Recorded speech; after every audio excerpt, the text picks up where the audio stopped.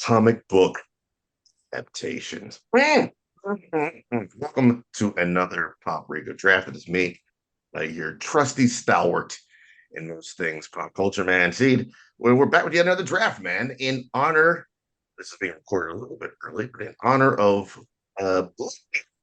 dropping in theaters, the comic book movie that everybody forgets about for 2023. We're going to be talking comic book adaptations, man. This is a tag team draft, and I'm joined with my tag team partner, Mr. Jermone Jackson. How you doing, sir?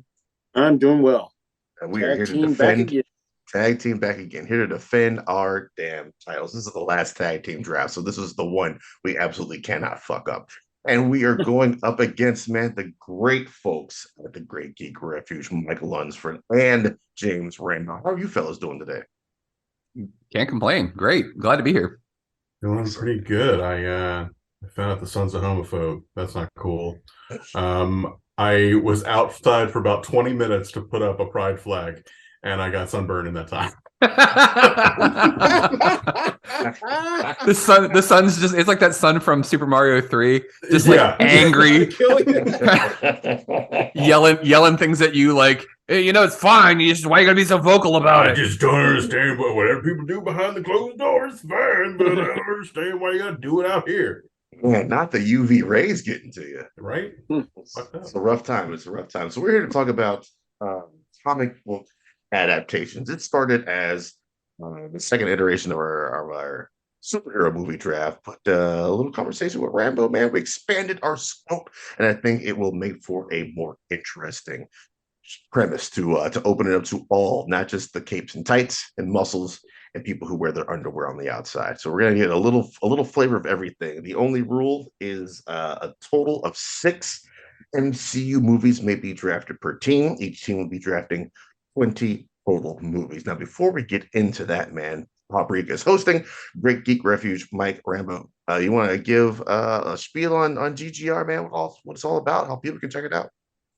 Yeah, I'll go ahead and kick it off. GGR, it stands for the Great Geek Refuge. It's a geeky, nerdy website that I started. It'll be 10 years next July, so I'm super excited about that. Coincidentally, Daryl and I found out when he was a guest on our podcast at the diner that we started our podcast and website right around the same time as each other. So it's like we're like multiverse twins of each other. It's weird and crazy.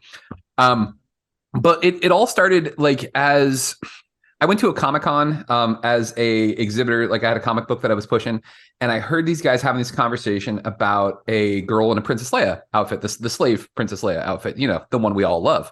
And they were making a lot of really nasty comments about it. And it really bothered me because I was like, this lady put this costume on for one of two reasons. Either she loves Star Wars or she's with somebody who loves Star Wars. And like, why you got to crap on that, man? That's just not cool. And I was like, we need a geek space that doesn't have any of that, where we're saying, love what you love. If you want to learn more about it, ask people. Don't be afraid. You're not going to get gatekept or gatekept, I guess is the right term for that one. And we want it to be an inclusive space where everybody feels safe talking about the things that they want to talk about. Because how do you grow this thing? How does this thing that we love live on for generations after us? You got to share it with others. And that's the way to do it. And luckily, I'm going to pass the mic here to my buddy Rambo. Luckily, just a few years ago, I think it's 4 years now. Is that right, Rambo? 4, maybe even 5 at this point. Yeah. Yeah. I was lucky enough to meet Rambo through a friend of a friend who also does a podcast. And I made a comment about how the Green Lantern should be Dennis Quaid. Hal Jordan should be Dennis Quaid. And Rambo looked at me and he goes, "Oh, you mean like Inner Space?" And I was like, "Yeah, but damn it, you're right." For context, the conversation specifically was about the then rumors of Tom Cruise taking on Green Lantern as Hal Jordan. Yeah. And Mike was like, "Can we curse on this?"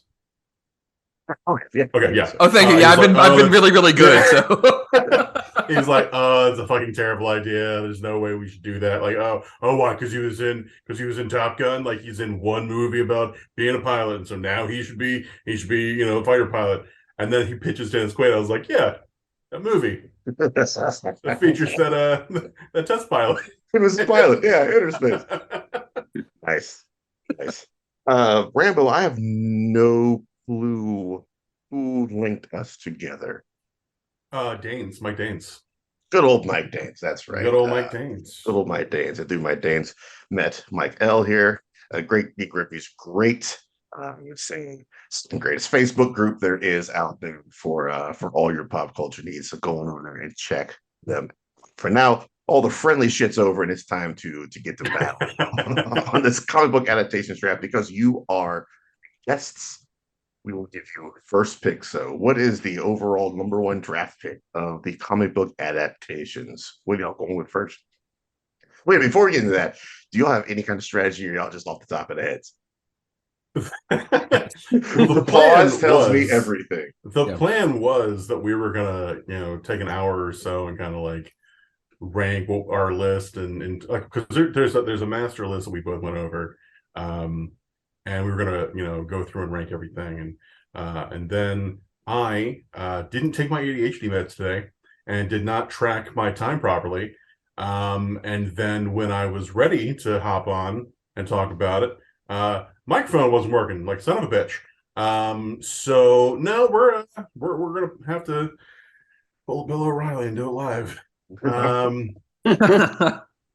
but pick, what are you saying, Mike? What's our number one draft pick? I have one in mind, but I'm wondering if it's the same one because chances are excellent it's the same one. Yeah, because if I'm looking at the list that we made, sir, the one that, by the way, I've never felt more like an old man when Rambo was trying to send me a note via his iPhone to my iPhone, and I couldn't get it to work.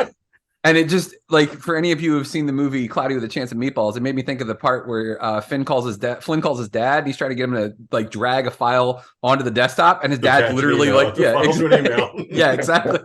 I'm like, drag it. You want me to drag it across the desktop? Yes, drag it. Okay. All right, Chief. It was bad. All right, so looking at the list, I'm thinking, you want to start us off strong, man? You want to start with the one up top, that first one that you have listed? No, okay. I don't think that's our number one. I think it's a great movie, but I don't think that's our number one. I would say likely the second MCU movie we have on that list. Oh, fuck yeah, let's do that. If I had the time to pull down the prop, I would. But this is an excellent choice because it is my favorite MCU movie of all time. I can't show you logistically here because the poster is literally like what I'm looking at right now. I'd have to flip my whole setup to show you. But my guy, my like inspirational to the point of like when I got to deal with dumb shit at work because people are assholes, I will often wear a Captain America shirt underneath my work shirt because it's the inspiration of like, I don't like bullies. I don't care where they're fucking from. In fact, we're going with the best Captain America movie, and that's going to be Captain America: The Winter Soldier. We're kicking it off strong. Yep.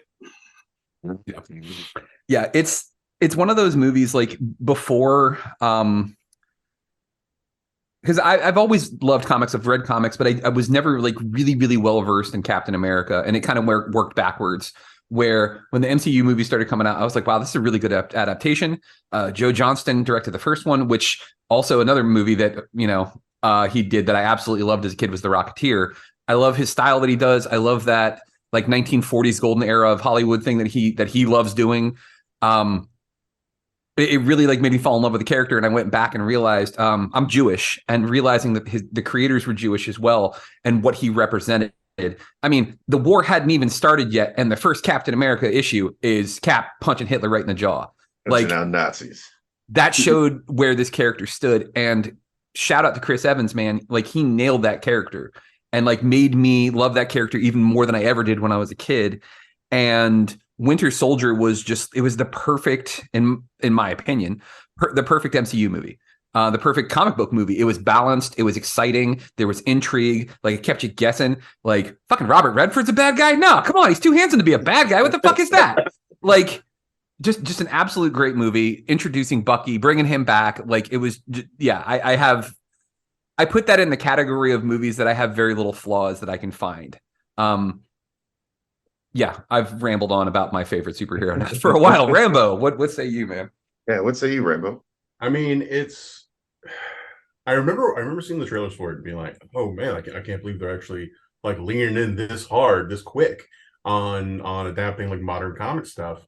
Because the Winter Soldier had only been what, like 4 or 5 years, if that, from between the comic and the movie. But I remember seeing the trailers and being like kind of surprised how kind of liberally they were just like, yeah, I mean, it's obviously Bucky, like that, because that's such a big reveal in the comic that hits you really hard. You're like, holy shit, they finally, like, they actually brought it back. Like, there was, that was one of the longest running gags. It's like there are only a handful of people in comics that stay dead, and it's Jason Todd, Winter Soldier, and of course, within like 6 months of each other, they were both back to life. Wizard did a Last Man Standing about that where it was just their corpses laying, or their skeletons laying in their uniforms in a park, and a puppy walks up and it sniffs them both and it grabs like the leg of one of them and the other one wins because they didn't take any damage. But yeah, so as a comic fan, to be watching that, one, just enjoying the hell out of the movie, but two, the reason they were so casual about the Bucky reveal is because there was way bigger reveal in that movie. Like the Hydra reveal is a fucking game changer. That is huge. That is like, really resets how we're going to approach things for the rest of the MCU, and really plays into the idea that, Cap is trying to reckon with not just the being a man out of time, but also more specifically, like, is this the military that I want to be a part of? Like, do they really represent the American dream? Because you had that whole thing about him and Fury back and forth about surveillance, and I thought the punishment came after the crime, that whole thing, and then you have action. well, I mean, yeah, and then you get that reveal, and it's like, oh, part of why this is also fucked up is because this is not Shield. Like, Shield has been completely bastardized and broken apart. Yeah, it's a hell of a movie, and there's all those great touches, like Arnim Zola showing up as the computer, but it's a computer from the 70s, so it's all like the tape machines and shit. Yeah, it's just, filled with little Easter eggs and really personal touches, and just a genuinely good, like, spy thriller action movie. Great. Jermone, have we talked about the Winter Soldier enough Probably on had this no. show? Yes, absolutely. Like, Is there such a thing? Can you really ever talk about it too much? it was definitely, for me, yeah, it was definitely that turning point in the MCU. Like, phase one, everything was decent. Everything culminated in Avengers. You had Iron Man 3 and Thor: The Dark World after that. Whatever. They were kind of whatever movies. But then when Winter Soldier hit, I think that's when the MCU kind of hit full stride. Yeah, crack cocaine in that movie hit theaters. Yeah. And it really is the turning point, because the beginning of that phase two was a little bit shaky. Yeah. I love Iron Man 3 more than most, but that Thor 2 was, Then when Winter Soldier came around, it was a whole different story. And it's what made me finally respect Captain America. Good choice. Good call on the first one. I do believe, if memory serves, it was #1 on the Poprika Nerdy for 30 when we did our the rankings of the MCU movies. So, how about that? Imagine that, you dicks. Okay. Come on, it is over to us, sir. Yes, would you like to reveal our first pick, sir? Let's do it. Well, this is another movie we have talked about ad nauseum. Probably one of the greatest of the genre. What some have referred to as the heat of comic book movies. We're going to go ahead and pick The Dark Knight. Boom. Okay. Nolan the GOAT. Yes. My favorite filmmaker currently. I mean, another one we talked about ad nauseum, so I'm not going to beat this horse too long. Jermone, you got anything extra you want to say about it? It somehow gets drafted every time. Yes, it's about time I watch it again. It feels like it's been a minute. It's been almost 3 weeks since I've watched this movie. Yeah. It's going on This is 15 years? Yes, 2008. 2008. Yeah. This is the 15th anniversary, sometime in the month of June. Yeah. Yeah. Great flick. Great crime movie, as well as being a great superhero joint. What do you two have on The Dark Knight? This is weird because we have new, fresh opinions on things we talk about all the time. What do you guys think about it? So, Mike, start us off. The Dark Knight, that came out 2009. Is that right? 8. 2008. Okay. My son was born in 2008. And it was the first movie that I made a point to go see in the theaters. That's how important this was, like, to me. I fell in love with Batman when I was a kid. The Burton Batman was the one that like kicked it off for me. Like, and I've always loved the character. And I saw this and I remember all the scuttlebutt online of like, oh, Heath Ledger, he's just a pretty boy. He's going to be the worst Joker ever. And then you saw some of the clips and I was like, this dude is fucking frightening. Like, I loved his portrayal. You guys worship at the altar of this movie. This is where we're going to differ a little bit. The bat voice from fucking Bale just gets to me and it just annoys the shit out of me. And it's just like in the first one when he grabs that fat cop and he's dangling him and he's like, I don't know where the drugs are. I swear to God. He's like, swear to me. I'm like, oh shit. Like, this is scary. But then he kept doing it. And it felt like it was over the top every single time after that. When he's like, I'm not wearing hockey pants. It's like, Jesus Christ, dude, come on. Like the movie is good. I really enjoy it. I think that there's issues I have with it, but overall I really enjoy the shit out of it. I like the social commentary that it has to say. Like there's parts that really jump out at me where it's just like the whole surveillance thing where they're surveilling all of the city, and then Lucius is like, bro, if we're gonna use this, then I'm fucking out. And he's like, we need to use it once to stop this madman and then go ahead and blow the whole damn thing up. Like, I love that part of it. The end, man, boy, people love quoting the shit out of that. Like, I'm not the hero that Gotham deserves. I'm the hero they need, or whatever shit he says. Like, that is, it's one of those things that sounds great in a movie clip, and then you start thinking about it, you're just like, all right, I guess, sure. People have been abusing the shit out of that quote ever since. That and the whole "live long enough to become the villain." Become the villain. Yeah. And I gotta say too, like, I love Aaron Eckhart. Like, I thought he was great as Two-Face. I was just as bummed as he was when he found out that they weren't going to use Two-Face anymore. Like, I don't know if you guys have you ever seen that clip where they're interviewing and he finds out from somebody else that they're not going to use him again, and you see Aaron Eckhart's face go, "Oh, oh, bud." Yeah. Oh, buddy. Yeah, exactly. I thought he was a great Harvey Dent. I thought he was a great Two-Face. The whole skull thing was fucking creepy. Like, that was yeah. The movie has a lot of positives. It's not my favorite Batman movie. But overall, like, I see why so many people love it. But Rambo, I pass the torch to you, my friend. Have you ever not especially liked something and then everyone else loves it so much that it pushes you further and further and further down from mild dislike to actual hatred? I'm wondering right now if Daryl's actually going to back up through the wall out of the room, because I don't really like that movie.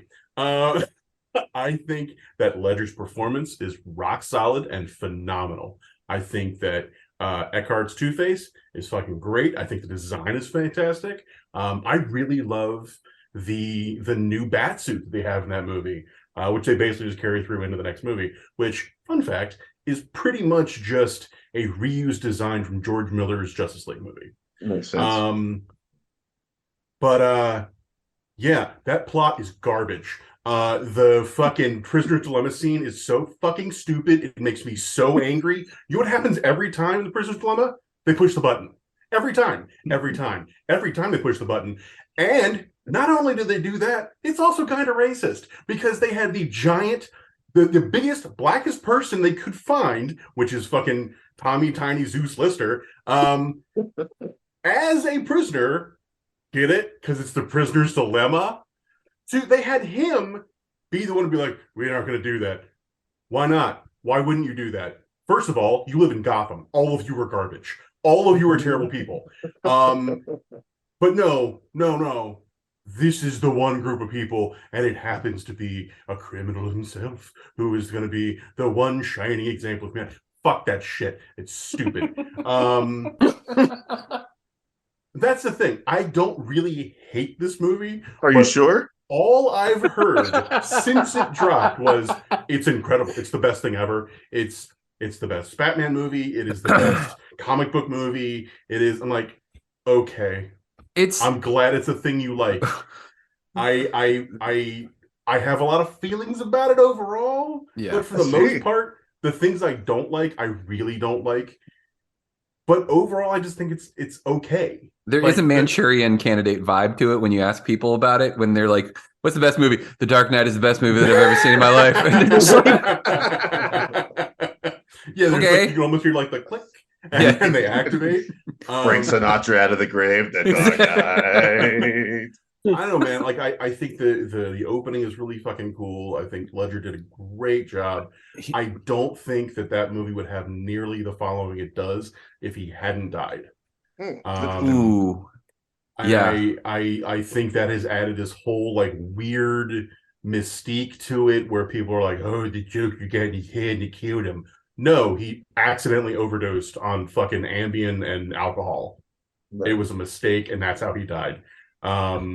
The Joker got in his head. Jesus Christ. Yeah, no, I mean, there's a whole corner. No, I know there is. Yeah, that dumb shit. But yeah, no, and it's funny, that Mike, that you mentioned the Batman voice. I didn't realize how much more intense it got from Batman Begins to The Dark Knight, and it is very silly. He sounds so ridiculous throughout that movie.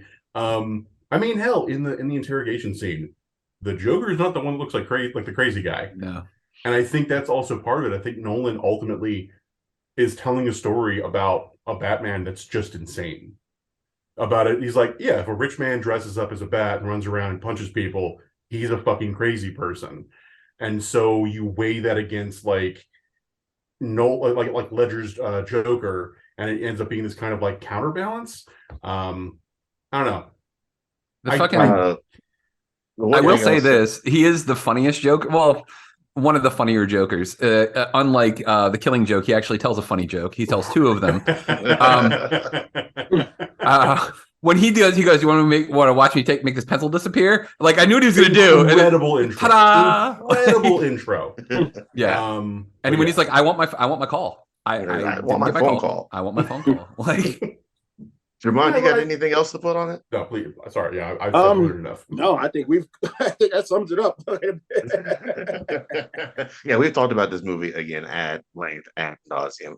One of my faves, a nice, good long one. I love a good movie and a long movie, and you give me a good long movie, and I'm all here for it. So back on over to you guys. What is Jan's second pick for Team GGR? I'm gonna let Rambo pick, but I want to preface real quick. We mentioned before we started recording that I am petty. You will see that. You will see that in this pick. Rambo, take it away. Well, if we're talking about the best Batman movie, then we have to choose the Batman. Oh, God damn it!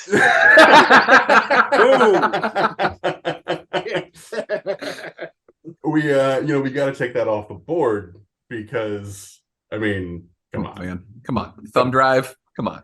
Thumb drive. It's Thumb drive. It's funny and it's so incredibly dark and it's weird and it recontextualizes a lot of music and it the fact that fucking sad boy Bruce Wayne would be listening to fucking Nirvana is such a great touch. Yeah, you would. On loop too. He just kept playing the same song. He's like, Alfred, turn it back to track 11.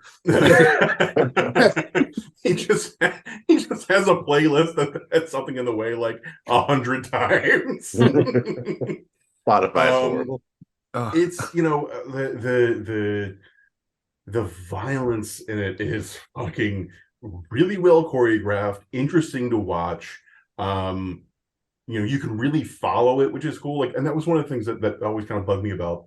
I think Chris Nolan is almost too good at his job because he does this thing where he will put you in a position as the audience to really be fully experiencing what you're seeing. Like when you watch Insomnia, you are confused and exhausted and you don't know what the fuck is happening anymore by the end of that movie. And when you watch the fights in his Batman movies, you feel like you've been fighting Batman. Like you don't know what the hell just happened. You know that there was some violence involved. And now it's over, thankfully. But that's sort of it. Like the Batman pulls back enough that it kind of, it lets you as the audience see what's actually happening. And there's a brutality to the way that they approach that aspect of the character. I mean, like, the incredibly savage beatdown he gives that dude in the beginning. And just like, oh god, like that, maybe that you can stop. Like what is it, the fucking Simpsons? Stop! He's already dead. Pattinson's performance is great. All performances are rock solid. I myself am a fat man, and I don't like when you see actors in fat suits. That shit is irritating, and it is usually done as a like, oh, this character has lost control of their lives and things are going bad, so now they're fat. He's talking about the whale, everybody. I actually, in no small part, I am talking about the whale as well. But I was willing to give that at least an initial pass because it seemed like it was coming from a very genuine place. But this is a whole other conversation. I am all in for Colin Farrell as Penguin. Colin Farrell's Penguin is fucking incredible. If you hadn't told me it was him, I would have been like, man, Richard Kind really brought it in this fucking Batman movie. But like, yeah, just there's nothing in that movie I don't enjoy. It's shot beautifully. The performances are fucking solid as hell. The Riddler is creepy and scary, and you get the meta detail on the end of it about how like here's an aspect of really representing like a real legitimate threat that we have to deal with all the time. Spoiler alert, it's white men. Like it's just wonderfully done, and I'm really excited to see both the new show and the sequels going forward. But Jermone, outside of the car chase scene, what's the best scene in the Batman? Damn, that's a tough one. I'm trying to think. God. Ooh. I'll give you some choices here. Probably that ending battle at the I guess at the arena. Coliseum, the city center or whatever it is. Yeah. All right, then. That whole sequence was pretty solid, especially with I guess the other like incel like Riddler followers. Mm-hmm. Did you see this in theaters or did you just go straight to Max? What's that? Did you see this in theaters or did you just go straight to Max? Yeah, we were there. Oh, we saw this together in theaters. Yes. Wow. Yeah, man. We sat next to each other. I drew you that picture of me and you watching the Batman. Did you not remember? I watch a lot of movies in theaters, guys. All right, I can't sometimes at the wrong theaters. Sometimes I go to the wrong theater. I'm good for 4 of those every year. I've already got 2 under my belt this year. Yeah, good call on the. Do you think I will say that is Venom that he's taking at the very end there? Yeah, That's what I'm thinking. They're definitely planting some seeds there. The art book for the movie that was released, where it shows you all the stuff, says that it's not. Now, I'm not saying that they're not going to retcon that, but I mean, and they could, and it would make sense because that was my first thought too. Because when we talked about it on At the Diner, Rambo, myself, and then our co-host MC Brooks, we mentioned specifically, I was like, I think that might be Venom, which would be an amazing little nugget to use in future movies. But from what the art book says, it's just an adrenaline shot. Whack. Right, yeah. Which, and like Matt Reeves has been like, no, it's not Venom. But I'm like, really? You just happened to pick that fluorescent green color, right? Yeah. Out of a hat. You could have used any color, but you choose this one. Which, as I'm saying, I'm like, well, it does kind of tie it back to the Riddler. And it's he loses control of himself, and it kind of brings out his worst aspects. So maybe there's something there. Blah blah blah. But yeah. I will say one thing. I was thinking about this a few weeks ago. I was like, they have yet to cast a bad Alfred. Well, doesn't exist. Absolutely, and Alfred does not exist. True. I I recently did a deep dive on the DC animated stuff on Max, and I just finished watching Hush.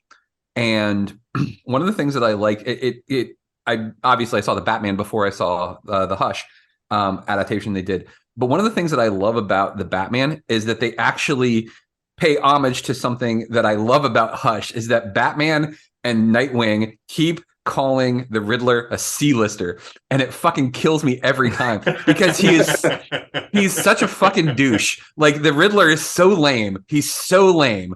And like he finally becomes like a legitimate threat when he jumps in the Lazarus pit.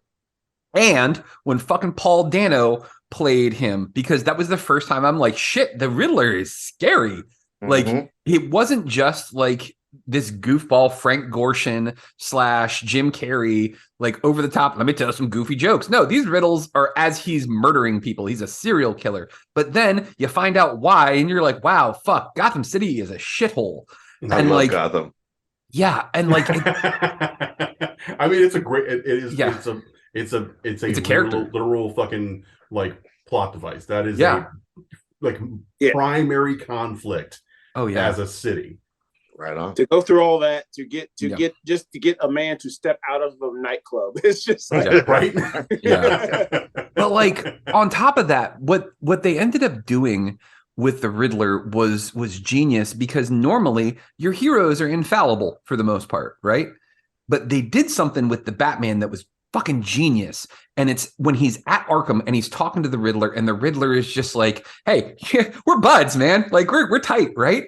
And all of a sudden, Batman realizes, I didn't figure this shit out. And then the Riddler figures out that Batman didn't figure it out. And the Riddler's like, oh, I'm in here, but I still won. And you're just like, oh, they made Batman lose. Holy shit. Like there's levels to this shit. Yeah. And the fact that loss is what leads to him actually realizing, oh, I'm going about this all wrong. Yeah. Like if that guy looks at me and is like, yup, we're the same, something's wrong. Like I have made a misstep. I need to readjust my approach. And that's one of the things I also really love about that movie is Batman has an arc. There's actually a change in that character from beginning to end, where he realizes it's not dissimilar from New Frontier, where the Golden Age Batman realizes that like he's scary to villains, he's scary to criminals, he's also scary to fucking kids and people he's trying to protect. So like maybe reassess, maybe change how your approach is going to be. Mm-hmm. Shout out to Darwin Cook. All right, it is on us. DC did an animated version of New Frontier, didn't they? Jeremy Sisto was Batman. He was great. All right, I need to check that out. It's back over to us. I'll go ahead and take this picture, man. We're sticking with our number 2 choice, right? Absolutely. All right, then. So we got our number 1 and we got our number 2. Number 2, man, we're going to dip into the X world. Take the best X movie there is, and most people's, or some people's opinions, I think our opinions, we're going to take Logan off the list here. Quick, fast, and in a hurry. Damn it. James Mangold, he gave us like what I would consider the definitive Wolverine story in some kind of live action form. A great send off for the character, or is it with Deadpool 3? I also consider it a send off for the character in a great story where we get X-23 and age Professor X. All the elements of superhero are there. All the elements of a Western are there, like some weird neo-Western. Lloyd Holbrook plays the same character no matter where he is. He's in this, he's the exact same dude in the Sandman, but it's whatever. He's great at his thing. He's great as a great piece of shit villain, and I love him for it. It's just good. Like we all knew what we were going to get, like at rated R, so we were like, "Yay, violence for Wolverine!" But none of us expected like that good a story. Like the rated R is justified, but man, the story behind it is way more than just we can show you all the blood and guts now. We're just gonna hit you right in the face with all the emotion and whatnot that goes with it. Jermone, what you got on Logan real quick? Dude, that's one of those movies. Like there's a few comic book movies that I've seen that just takes you through all the emotions, and Logan is definitely one of those. It is, I mean, it is very, very bleak. It's like, yeah. It's like, even like, you get to those points where you feel like you even have just a moment, just a brief moment of joy or something in there, and it's just all taken away like immediately. Yeah, we got one moment of peace in that second act with Eric LaSalle's family. They all get clapped up. Oh, when I saw that family, I was like, they're gone. They are so gone. Black people in an X-Men movie, you're not going to survive. Yeah, good shit. Mike, what's your thoughts on Logan? All right. Here's where I out myself, because it depends on the crowd that I'm with when it comes to the nerd teams. As a kid, Cyclops was always my man. And everybody, I've gotten so many people who have said, like, oh, Cyclops is a cop. Let me tell you the joy that I have had in the evolution of this character is Cyclops has become like he's become such a better character. He's grown. Like, I love that he's essentially Magneto with optic blasts now. Like, I love that he's fighting the good fight, man. I love it. Because of that, I always thought Wolverine was a dick. And it was like it was, but not even so much that he's a dick, that he's like, it's like he's like that guy in high school, like the edgy guy who wears the leather jacket, who just looks dangerous and sounds dangerous and smells dangerous, and like all the girls love him, and you're just like, fuck that guy. Just like, but then if you actually like talk to him, turns out he's a pretty decent guy, and you start finding out that there's some story to him, there's some depth to him. This was the first time I saw him like, and I actually like really enjoyed what the story was telling him, because they didn't just make him unstoppable. Because like in the comic books, they were like, how do we stop Wolverine? Let's have Magneto rip his fucking skeleton out. And he does that. And then they're just like, oh, we're gonna give it back to him because Apocalypse and some other dumb shit.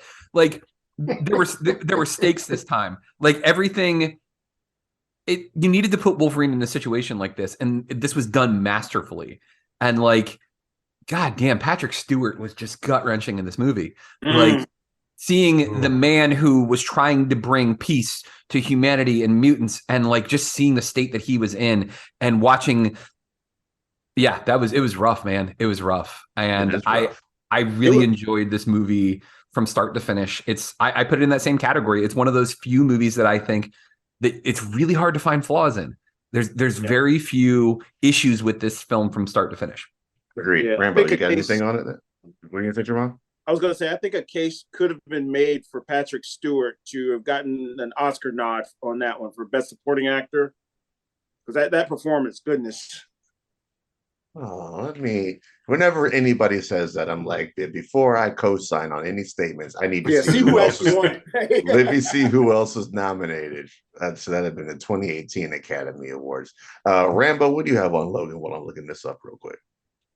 Ooh, God damn it, that fucking movie. I remember when the first trailer dropped, and they had Johnny Cash's cover of Hurt playing over it. And I was like, oh, they're coming for everybody's emotions. They are here to ruin your day. Mangold knows exactly what he's doing with this movie, and I'm 100% here for it. Yeah, that movie wrecked me. It was like, as somebody who grew up with a dad who had a huge love of westerns, and so it was something I saw, the kinds of movies I saw all the time. Doing the, let's do Unforgiven but with Wolverine, and kind of minimize the more of the comic booky elements of it, and just have it be, this is a story about a broken man who lived his life almost exclusively through violence, and this is what it's turned him into. Jackman, just killing it on screen. All the performances are fucking phenomenal. Like you said, Lloyd Holbrook doing his thing. We're excited to see him play the villain in the new Justified. The bit where they come to get Laura, and she just starts slowly letting her claws, and he's like, no, hold on.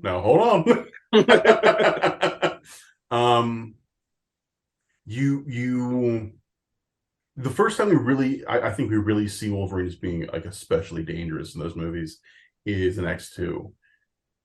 But this is the time when we see it's more of the idea of him being dangerous. Like you see some stuff, but it's not necessarily you don't really get the same kind of payoffs. This movie has so much of that, and you know, and I could see how some people would think that having the Wolverine clone is kind of silly or kind of goofy. I think that is a great idea. I think it's wonderfully executed because it's literally, you know, trying to fight the worst version of yourself. And we're just playing it out literally. We're gonna do it, you know, we're gonna do it like a comic would do, where it's like, yeah, this is a 1-to-1. Sure, both of these guys have like berserker rage and claws in their hands, but this is ultimately about, like, you know, trying to be a better person. And if there is there ever a time when you can't be better, when you get to a point where you've sinned enough that there's no undoing it, there's no going back. What does that look like? It's God, I haven't watched it in a while, and I know I'm gonna cry like a little baby when I do.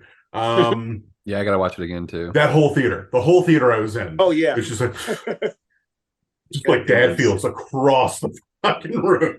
that whole scene where Wolverine is just whispering to Xavier the whole time. It wasn't me. It wasn't me. It wasn't me. Oh, It's rough. Jermone, to your point, the best supporting actor noms for that year. Winner was Sam Rockwell for 3 Billboards Outside Ebbing, Missouri, which I would say is warranted. That's a very good performance. That's fair.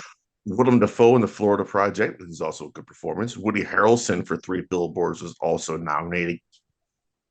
You also had Richard Jenkins for The Shape of Water, which is a very great subtle performance as a gay man there. And Christopher Plummer in All the Money in the World replacing Kevin Spacey. So he automatically gets a pass from me on that.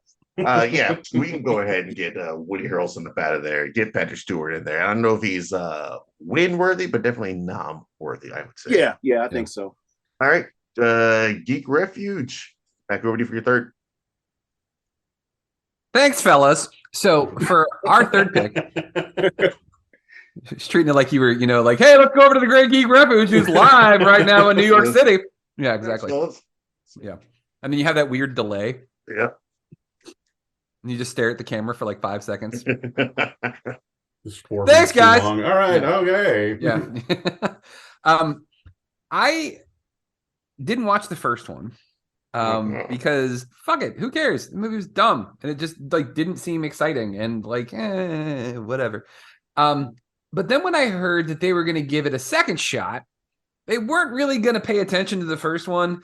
And in the midst of the whole thing going on with like, oh, we found some old tweets of you saying some dumb shit, Mr. Gunn. And he jumped ship and wasn't really doing Marvel shit anymore. And he went to DC. And he put together a movie that made me give a fuck about characters that I didn't give a fuck about ever. And that's the Suicide Squad. Because, like, did you ever think in your fucking adult life that you would, like, shed a tear for fucking Polka Dot Man? Like, No. like, that was... and like the fact that he was turning Starro into his giant mom, like it was such a good movie. Jesus Christ, it was such a good movie. And like every single actor that was in that just like lights out. Like Sylvester Stallone, like come on, like just killed it, just absolutely killed it as King Shark. And like Rick Flag, I don't remember the actor's name who played Rick Flag, but like Joel Kinnaman. Just like that fucking line when he looks at John Cena, which is hard because you can't see him. When he looks at Peacemaker and he goes, "Peacemaker, what a fucking joke!" And the fact that sticks with him later in Peacemaker, like God, that was such a well delivered line. The whole movie, again, who would have thought that motherfucking Starro would have been the one? You were like, Starro's the like. And he was frightening too. And I felt bad for him at the end. Yeah, he just wanted a genuine moment of like a tragedy from that character. Yeah, I'm so mad they revealed him in the trailer. Like that should have been a oh yeah. reveal. Yeah. That would have been fucking amazing. Like I Yeah. would have lost my goddamn mind if that was a Yeah. surprise in the theater. Yeah, they did such a good job with that movie from start to finish. Idris Elba was just phenomenal. Um, Nathan Fillion as a Dynamite Kid just killed me in the beginning of that movie. Like, Yeah. just everything about that movie was great. They gave it to the right person. It was one of those blind squirrel finds a nut things with DC because they were just whiffing big time every time they tried to do something. And giving him the reins to something was the smartest thing they could have possibly done because he made you give a shit about people that you didn't care about before. And like a lot of this, and like I'm saying these words, but let me credit our buddy James Rambo here. A lot of these, like he really fleshed out how I felt about this movie through his review that he did that's on our website. Um, yeah, like this was a phenomenal movie. It shows that James Gunn doesn't miss very often, and giving him the rights to characters that not a lot of people know about is always a good idea. And I am super excited now to see what he's going to do with Superman. So, Rambo, what say you about the Suicide Squad? It it delivered in a way that um very few comic adaptations had done before or since.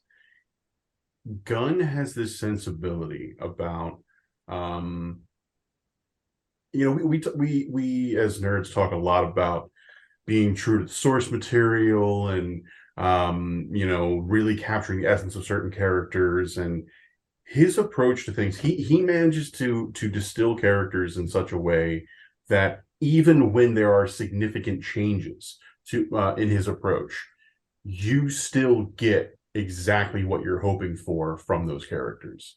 um I think it's very clear that we were going to get a Deadshot from him, and he would have 100% used Deadshot if not for that first movie. But I had zero complaints about how they handled Idris Elba's character. The fact that he's basically an image character in his design and execution, pun intended, is so fucking phenomenal. The gun that he just builds off of pieces of himself by the end of the movie is so ridiculous and wonderful. So comic booky. It's so comic booky. Go ahead, man. I was gonna say he was essentially he was Deadshot. Like James Gunn was not gonna rewrite that for him. Like, Yeah, even to the point where he had the estranged daughter. Like, and the estranged daughter. Yeah, 100%. Yeah, again, like the performances are incredible. It's honestly the moment where Harley has her monologue after she's killed the new president, and she's just walking you through like it's Gunn being like, I'm not playing this abusive bullshit anymore with Joker and Harley. We're going to make it really fucking clear that that is not okay. We're not going that direction anymore. I don't care where Harley originally came from. It doesn't matter anymore. To have her be that character and have it executed in such a way, like you didn't have to do that. That is and like that dictum right there is something that comes up a lot in his approach to things. You didn't have to, but you did, and in doing so, you have added all these extra layers to each of these kinds of movies that you've approached. Also, the irony of Suicide Squad's trailer being cut to look like Guardians of the Galaxy, but even though the movie was completely unlike Guardians of the Galaxy, and to then have Gunn be the man who comes in and redoes the Suicide Squad is not lost on me. But yeah, like Jermone said, the managing to take a character like Starro and it's straight up just a space monster. It's just a fucking kaiju from space, and give him this single moment at the end where you're like, yeah, it's terrible. Oh yeah, we are responsible for that. Like it would have just stayed in space and not bother anybody. But we were the ones who had to bring it down here. Yeah, no, I just recently rewatched it, and it is absolutely as good as I remember it being. Love that movie. Absolutely love that movie. It's all Jermone. Super to us. I do believe we are following directorial suit. I think we are. All I right, think then hit us. that is the move. Yeah, go for it. We're gonna go ahead and stay in that James Gunn bag. Gonna pick the movie that kind of put him on the map with comic book movies. Guardians of the Galaxy. Volume 1. Volume 1, of course. Yeah, It was that movie that should not have worked. Like when we're on that streak, and this is coming off of Winter Soldier and everything, and it's like, no, let's do the one with the raccoon in the tree. I was like, wait, what? yeah, the one that everybody thought was going to be the first big flop. Yeah, The MCU ended up not being that. I have said it since 2014. I will say it to the day I die. Had Disney not gotten their hold of Star Wars, Guardians would have been the Star Wars of a new generation. But then Disney did get Star Wars, so that kind of was a moot point for that. It's still so much they fun. had Star Wars by then. They had Star Wars by then. Yeah. Guardians is 14, Force Awakens is 15. So yeah, they had it by then. Yeah, it's just so much fucking fun. Needle drops galore. It's like the James Gunn versus Edgar Wright battle of who could have the best needle drops in movies. Everything about this is fun and funny. Mike, you got anything for Guardians? I saw it in the theaters, and then during the pandemic, I did like a massive MCU rewatch, and I did not remember that movie started with his mother dying. Like for whatever reason, in my brain, the movie started with him on was it Morath? I'm trying to remember the name. Yeah, where he's grabbing the orb. And like that's where I in my brain it started. And I'm watching the movie and I see this and I'm like, wait, what? What? No, this is sad. What is fucking going on? And I was like, I forgot how gut-wrenching that scene was. And like overall, like again, James Gunn is great at making you give a shit about people that you never would have given a shit about before. Like I knew who the Guardians of the Galaxy were, but I didn't give a fuck like at all. And like he did an excellent job with this. He turned Chris Pratt into a star. Like everybody can say, well, yeah, but he was on Parks and Rec. Yeah, but he was a doofus on Parks and Rec. Okay. He was the everyman. He was like your sister's boyfriend that she met at college. Like he was just that guy. But then all of a sudden he's fucking shredded and you're just like, oh shit. Okay. He came to play and he did a fantastic job. And like, he is every geek and nerd like mashed into one like man child because it's just constant pop culture references. You realize that he's emotionally stunted, but like he's got a heart of gold and you understand why he's in the spot that he's in. And like, yeah, just overall, just a solid flick. Great introduction to those characters. The only downside that I had is, man, they absolutely wasted the talents of a really, really, really good actor in the lead, and I'm blanking on this, and I was trying to vamp for time as I Googled it. Yes, Lee Pace is a phenomenal actor, and they wasted him in that movie because he did dick, and it was irritating because it's the same. I mean, it was the same thing with Thor: The Dark World with having Chris Eccleston. Thank you. God, I am awful with names, and this is horrible, for a podcast. But like, yeah, you have Eccleston, you've got Lee Pace, like you've got these great actors, and then Lee Pace, all he did was just like, grrr. That was basically what he did. I have a hammer and a hood. I'm scary, and you're like, fuck, Lee Pace, I've seen you do good shit, man. What is this? And like, I don't know if it was the writing. I'm not going to blame him. Like, I think that character was just underdeveloped. He was just kind of like we need something. We need somebody to be here to do the thing so that they can do the thing. And then we can have a dance battle at the end because that's what we have to have the Guardians do. Yeah. Yeah. The villains got much better in the sequels. Yeah. 100%. Yeah. The villains got much better as the MCU progressed. Well, that as well. Yeah. Yeah. That's when they really started. You got to flesh characters out, even the bad guys. Like, yeah. Yeah, focus on your heroes. Heroes are why they're showing up, but still, you got to have some kind of reason to something's got to What was stack his up. Your name? heroes is only as good as your Ronan the Accuser. Your heroes can Ronan, only thank you. be as good as your villain. That's how good he was. Who gives a shit what his name was? I remember reading a review for it that was all positive. Like one of the few criticisms in the review was Lee Pace's Ronan the Accuser is capital B, capital G, bad guy. He has no real ethos to speak of. There's nothing for him to really do beyond be the bad guy. And they're not wrong. He's kind of flat. He managed to do a lot with what little he has.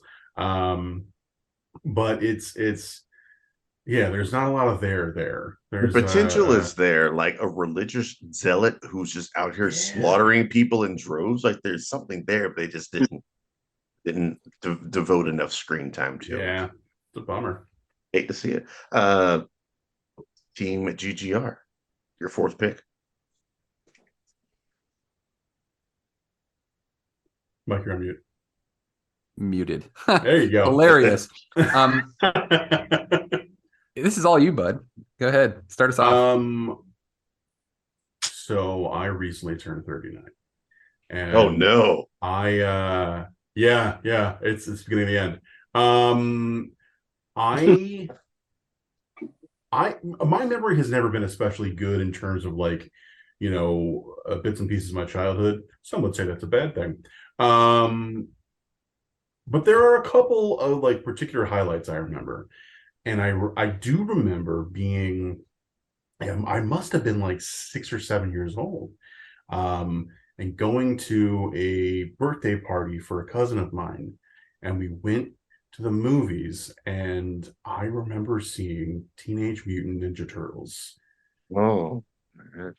And it really standing out as being good. Like, wait, I don't understand. Like, I enjoy the cartoon, and I knew that there was a comic that existed, but this movie actually, like, I felt things, and I like all of the turtles looked like they could be real. Like, what the hell's going on? And every time I have gone back to that movie, I've gotten something else from it. It is important in the sci-fi fantasy genre to take what you're doing seriously. You don't have to make a serious thing, and you shouldn't be self-serious, but you should buy your own concept. And the creators of that movie are like, okay, there's some ridiculous shit going on. That's fine. Here's our story. Our story is about four teenage boys who are trying to kind of find themselves. They live in a, they have a single parent family. They are, and they lose that one guardian that they have, that one kind of rock that they can rely on, and they do their best to cope with it. There's certainly some silly things, like Shredder really only looks the way he looks because of the cartoon and the comic. And the fact that he's called the Shredder. But it's of me in front gives him all the legitimacy. Yeah, he's not like if he was just Shredder, whatever. Shredder, yeah. Shredder. Oh shit, the Shredder's here. Yeah.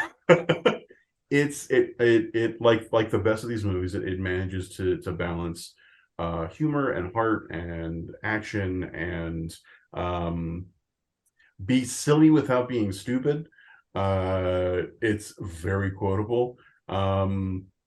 Many's the time I've said forgiveness is divine, but never pay full price. Never pay full price for late pizza.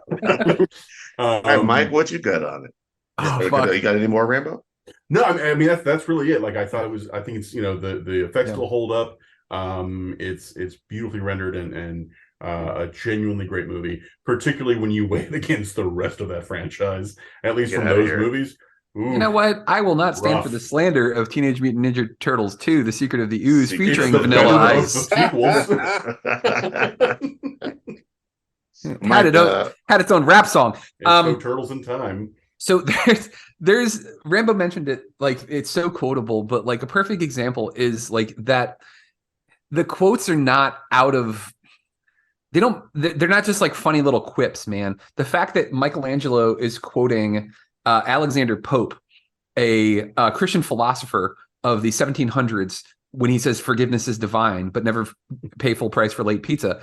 Obviously not the pizza part, but like these were teenagers that were trained by their adopted father in the classics. Like they were trained in Renaissance art. Like that's why they're named after Renaissance artists. Like the fact that the quotes that they're making are that, but then you also have Raphael fighting Casey Jones and he goes to Jose Canseco bet. Come on, tell me you didn't pay money for this. Like there's so many great lines in that movie. The movie is so well done. Like it's just an absolute excellent movie. I haven't seen that movie in probably like 20 years. You deserve a rewatch. I need to rewatch that. The first movie where Michelangelo and Casey Jones are having the insult off. It's Casey and Donatello. And Donatello, but yes, it is the first movie. That's my favorite part of that. Yeah, it's fucking Corey Feldman and Elias Koteas. Now, Jermone, that was your idea to put this on our list, man. You want to speak on Ninja Turtles for a second? Man, that first Ninja Turtles was like, I mean, of course, it was at the height of their popularity back in the day. And like as a kid, like I couldn't get enough of that. Especially looking back at the rest of the franchise, at least cinematically, it's easily the best and probably most grounded of the films. Fair. That's fair. I fucks with it. I haven't been to be more of a fan of Turtles 2 than Turtles 1, but that's just me and Mike. We're gonna be starting an offshoot Turtles 2 podcast here coming soon. It's gonna be the what is it, like the Star Wars minute? You just watch 60 seconds of it and you talk about every episode. Little known fact, the Super Shredder in Teenage Mutant Ninja Turtles 2 is played by none other than Kevin Nash of WWE fame. Yeah. And Ernie Reyes Jr. is the in-suit stunt fighter for, I think, Donatello in the first movie, and that's why he gets the role as Hino in the second one. I did not know that. Movie is so great. All of those movies, just man. I wanted to touch on something real quick that Rambo said, and Jermone said as well. I loved the cartoon as a kid, and like this was tonally different than the cartoon. When you hear like, because how did the 80s and early 90s work? Something is on TV, popular, and then they put it on a big screen. It's the exact same thing, right? It wasn't. It was completely different, but they were both really good and for completely different reasons. And like, that made me go back and read the comics. And I was like, wow, the comics are way different too. Like the cartoon is just its own thing. And like the comic was dark and kind of like cool and edgy. And for a kid who's like just coming into like double digits, I'm like, ooh, I'm reading something that's kind of dark and scary. And I like this. This is good. Like you got to see that the Turtles were not just this one thing, that they could do a lot of different stuff with it. And we've seen that even recently with the Last Ronin stuff that they're doing. Like the fact that like it has some staying power, man, is really awesome. Great. Eastman and Laird, shout out to him. All right, Jermone, it's over to us. Pick this up a little bit. It's over to us. Do we which one of these two do we want to take? Do we want to take the one on top? Yeah, I think so. All right then, man. We're gonna grab our second MCU movie while the grabbing is there. We're gonna go ahead and take Avengers Endgame off the board here. Okay. All right. What is it, Jermone? Like 3 hours, 1 minute? 3 hours 2, I think. All right. This is what allowed you to draft it for the Film School 101 in the 3 hour movie mark. I didn't pick that as my epic. But you did pick it as your epic. No, I picked Malcolm X. Oh, you picked Malcolm X. All right. I thought somebody picked it. Did you do it? It might have been me. I think I picked Seven Samurai. I don't know. Anyways, Avengers Endgame, man, the culmination of 3 phases. It's what we all wanted to see. It's the easiest way. Like we all knew it was coming. We'd heard the rumors that like, oh, it's going to be some kind of time heist, and I was like, first of all, it's not going to be a time heist because that's way too cool a plot And then that's exactly what it ends up being. Precisely what it is. It's precisely what it is. And then through that time heist, it allows you to do the greatest hits cover of stuff that happened in some of your previous movies. It makes Thor 2 almost relevant. It's Almost. such a almost such a good joint. So many great character beats. Cat picking up the hammer finally. It's the I mean, we saw you see the videos on YouTube of theaters going crazy all over it, man. And then ending in yeah, ending with I've always called the first three phases of the MCU the rise and fall of Tony Stark. And that's what it is to me. And Endgame is what finally completes that character development of going from selfish to selfless and sacrificing himself for the greater good, the greater good. I love everything about this movie, man. And it's Endgame. The only thing I don't like is how Disney kind of muscled other movies out of the theater so they could show more Endgame showings. But outside of the business of it, I love that movie to death. Jermone, what you got? That movie was just it was just chef's kiss. Like it was like, especially the last 15 minutes with that whole battle towards the end. It was just like a series of just nerdgasm after nerdgasm. Yeah. And I mean, so much has been said, like for the scene where everybody finally shows up or whatever, but like literally that moment right before when Captain America is literally on his own and he's literally like willing to take on Thanos' army by himself. Like I was like, yeah, oh, he's ready to throw down. He's ready to throw down. Direct nod to the comic book, to Infinity Gauntlet there. Call pandering, call fan service. All the women getting together for their scene, I'm okay with. Captain Marvel shows up and wrecks the shit out of some shit. I'm happy about that. Well, get bent losers and everything about it, man, is great. Geek Refuge, what y'all got on Avengers Endgame? What was y'all's theater like? For a while there, I stopped. I loved going to the movie theaters when I was a kid. When I was enlisted in the military, I worked really shitty hours and I worked all night. Like I would work 24-hour shifts and just not get to do anything with my friends. But what I would do is I would go to the movies during the day, like 10 o'clock. I would go see the matinees. I would go see all the early stuff and just sit there. And sometimes I would watch 2-3 movies in a row because I didn't have shit else to do. So I loved the theater. And then for some reason, like, I mean, any of y'all who have kids can understand this. You have kids, it kind of throws that off. And you don't go to the theaters unless you're going to go see something with your kid. This is one of those movies I went and saw in the theaters, and I was like, fuck, I am so glad I went and saw this in the theaters. Because there's a buzz when you go see a good movie. And like it makes the experience that much better that you're around other people enjoying it and excited. Like the inverse is when Infinity War came out and kids were just like weeping because they just saw Spider-Man get turned to dust. And you're just like, it's not funny, but it is. It's just fucking hysterical. Oh, fuck them kids, man. Yeah, Mike. No, but this one was the exact opposite. And they knew what they were doing. They did this on purpose. But again, I've mentioned before, I'm a huge Cap guy. And like, I always hoped that we would get to see Steve. I had always hoped that Steve would get a chance to live the life that he never got to with Peggy. And the fact that they did that was just outstanding. And him handing off the shield to Sam, just like there was, yeah, you know what? You're right. 100%. It was fan service. I don't give a fuck. I'm a fan and I was service and I loved it. Have you seen really? Well, I too would go back in time. I mean, and yeah, and make a nice little life for myself with Peggy Carter. Yeah, Definitely. yeah. I'm just saying. Yeah. Rambo, what you got on Endgame, sir? I mean, all the things y'all have said. It's to quote my friend Allison Berry. I'm fine with fan service when I'm the fan being serviced. It hits every note you expect it to. I have said that it's the like physical payoffs. Infinity War is the emotional payoffs, and Endgame is the physical ones. And yeah, it just does all the things you're expecting it to do, and way more so. Like things that I hadn't even considered that it should do, it did. It like every theater, my mind fucking erupted when Cap picks up Mjolnir, and Yeah, I left very, very happy.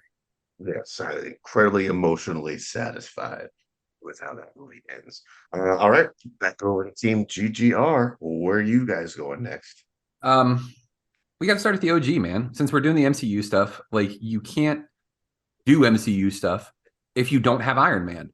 And on a rewatch, I mean, the movie came out, what, 2010-ish? I'm trying to remember what year it came out. 2008? Okay, 2008. That movie still holds up, man. Very, like, I watched it and, like, knowing all that I know and all that I've seen, I was like, this is still a really goddamn good movie. And, like, it really sets the tone for the whole thing. Robert Downey Jr. just kills it. I am a huge fan of Jeff Bridges. And, like, he just, first off, he's the dude, right? He abides. But, like, he abides, but he is fucking frightening in that movie. Like when he's screaming at Ralphie and he's like, Tony Stark made this in a cave with a bunch of scraps. Like just right up in Ralphie's face, man. Like just an outstanding movie from top to bottom. Yeah. The only knock on I have on it, and that's there was a whole lot of politics going on. I would have loved to have seen Terrence Howard like as Rhodey continue, but like Don Cheadle's great. It was a good, I'll I like them both. I just Terrence Howard any day of the week. 100%. Yeah. Next time, baby. Next time, baby. Tony, man. Dude, but that scene when he's just like, I thought you said you were running. Yeah, no, I'm driving in the canyon. Yeah, like just that was up for a jog. Yeah, good call on the Iron Man. Emily, got anything on Iron Man real quick? It's it set the standard. It talk about a hell of a fucking win. Like Marvel needed this to be a success, and that is why they went to the experts. Like that's when you bring in legit comic writers and creators and really focus on what you're going to do.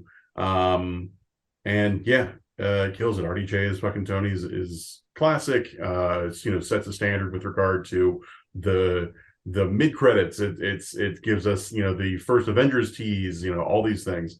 You can't have a list without Iron Man. Can't have a list without Iron Man. Speaking of which, Iron Man was not on our list. Wow.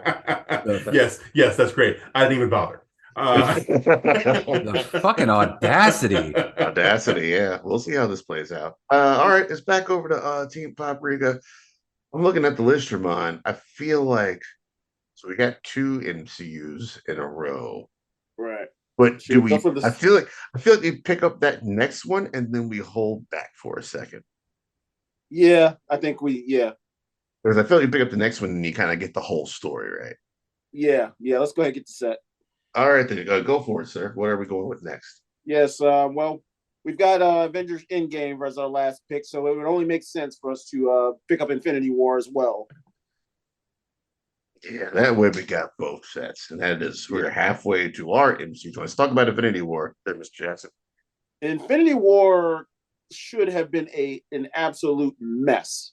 Because this is the first, I mean, you've seen different characters pop up here and there, cameo in different MCU movies, but this is the first time we've gotten pretty much everybody together, and it could have been just a straight up just clusterfuck. But they pulled off a really good story out of that, and I think it was just due to essentially making Thanos the main character, more or less. This is kind of his journey.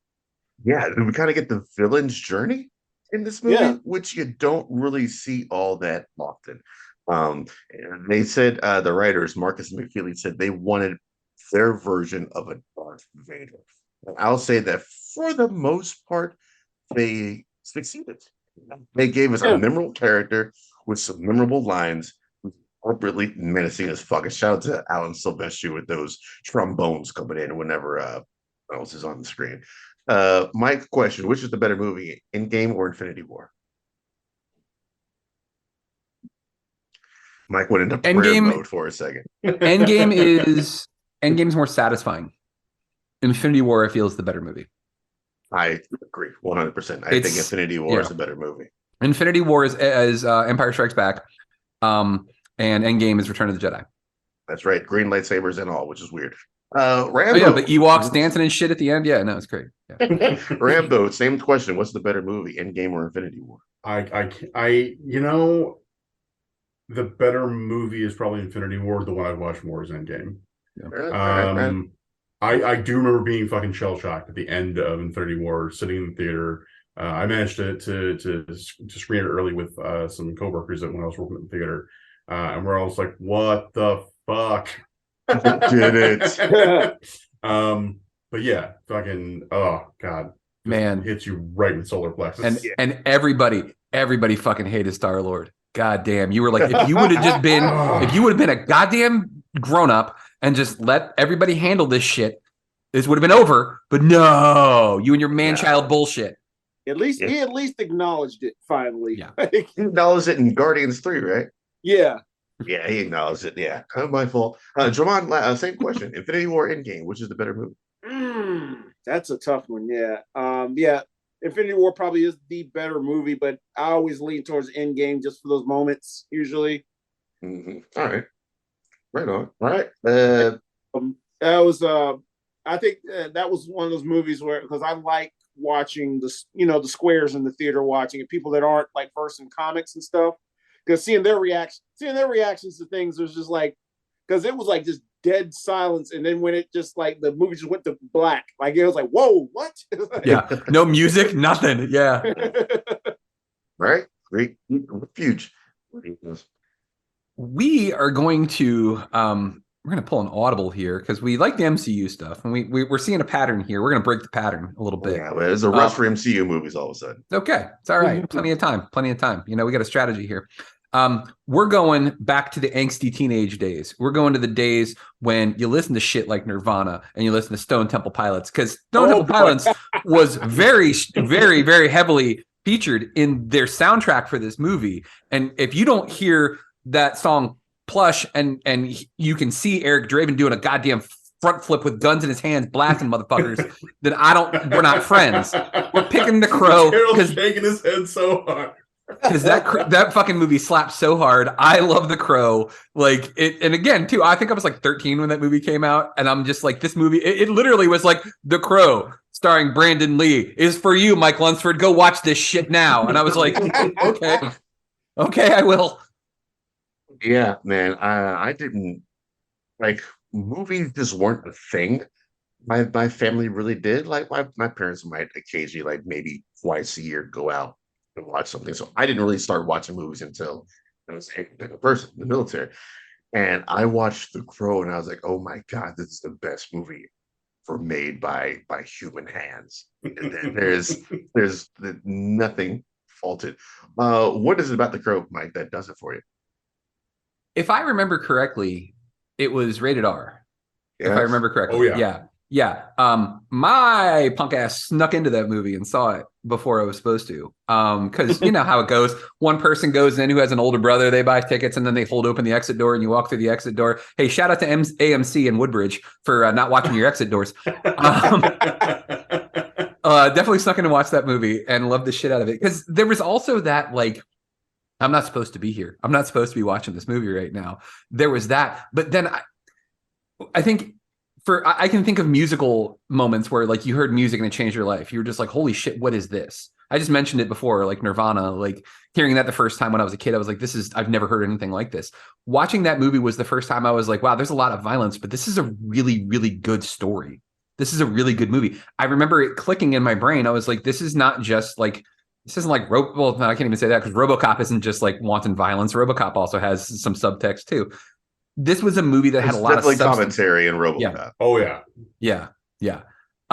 It was the first time I remember seeing a movie and all of the things were like, all the boxes were checked. I was just like, I walked out of that movie theater thinking, I just saw something amazing. And like, it still holds up. I watched it the other night and I was like, this movie is still really, really solid. And it is just a fucking tragedy that we lost Brandon Lee the way we did. It is. It can't rain all the time. Rambo, what you got on The Crew? Yeah, that was one of the earlier movies I remember seeing. and just playing on a loop. It checks every box for me. It's not just a sort of it's supernatural, but it's not necessarily a superhero. It's a revenge story, which I always like. If there's also the really unfortunate like meta text of Lee having died during the filming of it, and the movie being about resurrection and coming back to do one last thing. Which, if you've seen any of the behind the scenes interviews with him, they carry a lot of unfortunate weight because of what he talks about, how life is fleeting and all that kind of shit. And for anybody who hasn't watched it in a while, pick up a like $5 copy of a Blu-ray at Target or wherever. The transfer is gorgeous. Like, blacks are black on that fucking transfer. The lighting on that movie is beautiful. I picked up a copy super cheap like a couple years back for my girlfriend's party and a birthday party. She's like a goth thing. She turned 30. And I remember just being like genuinely like kind of taken aback at how good the transfer looked. But yeah, Alex Proyas started like a lifelong love affair with Alex Proyas and his movies. Yeah, it's absolutely wonderful. Love the crow. Can we also just talk about like being a kid watching this movie and seeing the bad guy, and you're like, oh shit, it's the guy at Gisborne from Robin Hood, Prince of Thieves.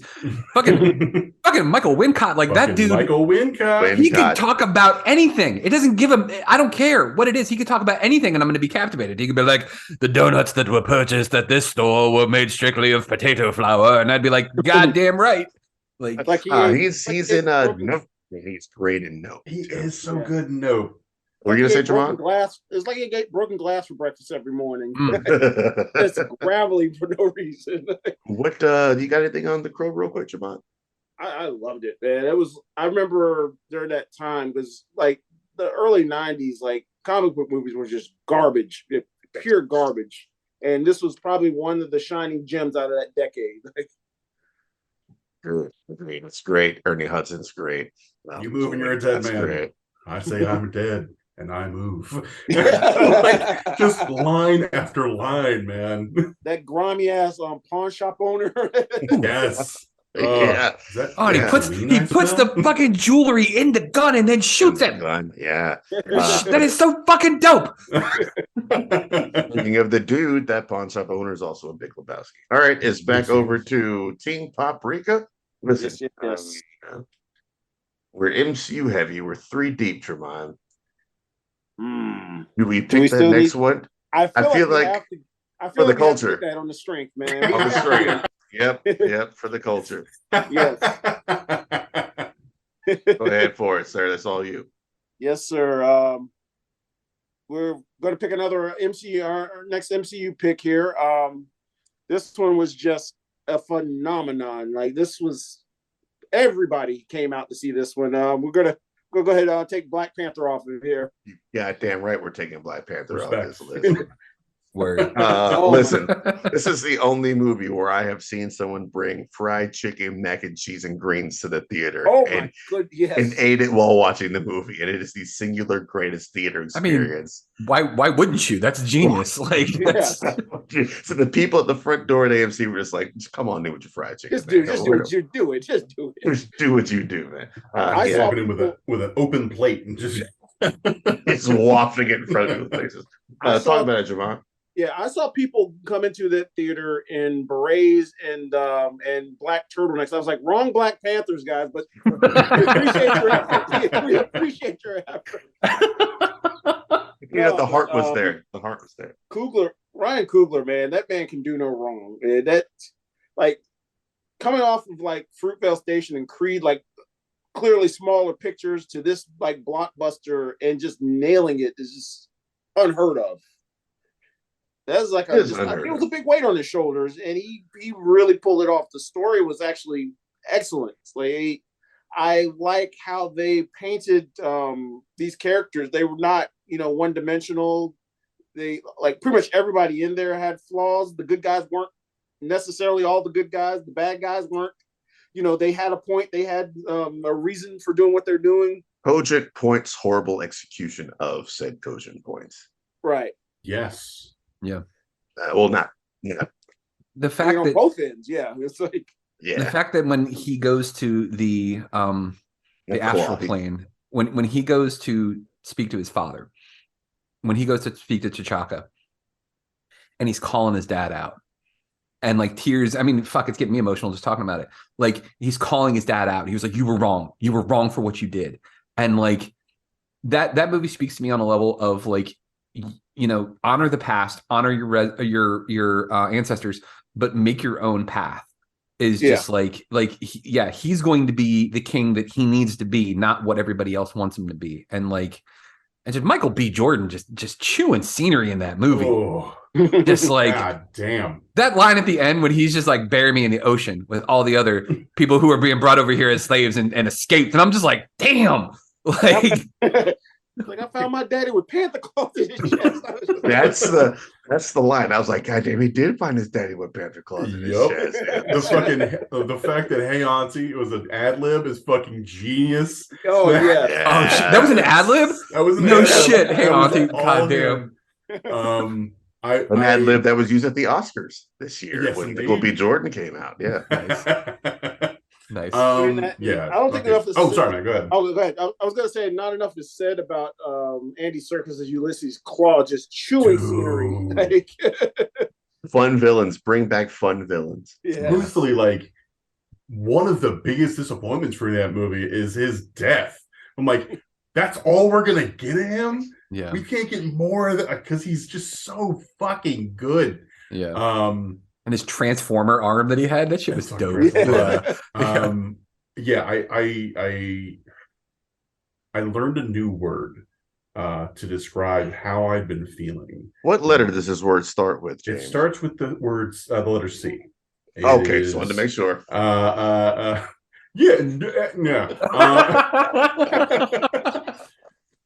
So I was working at a movie theater when Black Panther came out, and I went and saw it and I loved it. And I took my my nephew and my two nieces who are both mixed race, and you know, they really loved it, and you know, it was important to me that they get to see it. But the volume of Black folks at our theater was never higher than when Black Panther came out. And I realized that I enjoyed the movie, but I was really enjoying so much of like the reaction people were having. Yeah. And the word is compersion. Compersion is the happiness you feel when someone else is happy, when someone else is enjoying something. And it was really great to see so many people feel seen in a way that I had never really noticed before. Yeah, I mean, it's fucking phenomenal. I will add to this. I think after y'all's first MCU choice, it came up in the chat between me and Mike that we might want to grab Black Panther, and I was like, no, we can't. We're not going to be the two white guys that come on this podcast. No. And it's like, no. Can you imagine? Can you imagine that shit? We're like Black Panther. Yeah. And then later on, Wakanda Forever. Meteor Man. Blank Man. Oh, God. All right. Well, we appreciate that. Absolutely. Yeah. Good on you. Good on you. Good on you. All right, it's back over to you fellas. Where you going next? So I absolutely love the first adaptation of this character. It is not what a lot of people call a great movie. I once got a phone call from someone who fed me a line, didn't say hello, fed me a line while I was on speakerphone, and I instantly kicked back the other line and you know, get a laugh followed by from someone else in the room. Fuck, I guess you really will say it. And they just hang up. That movie is Judge Dredd. And the movie we're choosing is Dredd. With Carl Urban and Olivia Thirlby. Fucking Carl Urban, man. Just it's the fucking Raid starring Judge Dredd. Exactly what it is. It's and like makes no bones about it. It is dirty and fucking brutal and violent, and manages to match all of the satire that that RoboCop was doing. Because I don't know if anybody ever, I know some people do, but RoboCop was supposed to be a Judge Dredd movie, and when you have that context, you're like, oh shit, yeah, that makes a lot of sense. But yeah, Dread matches the tone, and like, you know, what we were talking about earlier with Gunn, in terms of, you know, even if the one-to-one details aren't the same, the feel of the character is there, and it's captured in such a way that you really hope to see. I'd love them to do more. It's probably never going to happen, but hey, we got that one. We got that one, man. Jermone, you got anything on Dread? Oh, I loved it. I think it was probably one of the most inventive uses of 3D that I had ever seen. Huh. Like pretty much like any of the scenes where they were doing the slow-mo stuff was all in 3D, which was like, and it was just incredible. Seeing, well, I guess the rookie was more of the POV character of this thing, because Dredd never really like goes through any kind of hero's journey throughout this thing, and Absolutely, he doesn't need to. Yeah. And Lena Headey, man, she was terrifying as Mama.